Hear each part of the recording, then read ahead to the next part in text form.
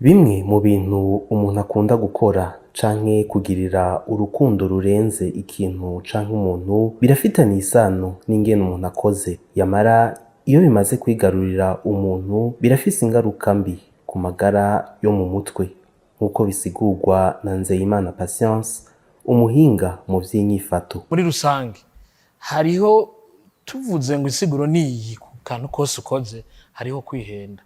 Biryoshe uwo nyene ariko arabikora agusiguriye vy'ukuri canke uwamukurikiranya akamubaza vy'ukuri gituma ako kantu kaba. Kucerekeye inzara rero muri rusange simvuge mu gihe wegereye umuntu umwe kuko nico nahanuye.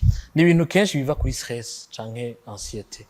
Anxiété n'umubabaro. Hanyuma kucerekeye ibipupe kirashaka gufasha umwana mu gukura kwiwe mu kugira ngo adevelope ama concept tuntu twiza dushobora kumutuma azova nk'umuntu mwiza akundana abana neza n'abandi. Ariko kandi ibintu by'ibipupe n'ayandi mabuja mwamwe hari igihe bigira ingaruka mbi ku bana mbere no kubakuza. Nzeyimana Patience arabandanya asigura ingene abantu mwe nabo bakwiye gufatwa. Mugabe imbere y'uko kuvuga ingene vyovugwa ndiko mvuga cane dufatiye ku baganga, dufatiye ku psychologue. Hariho kuvugwa gushobora gukorwa nawe wenyene.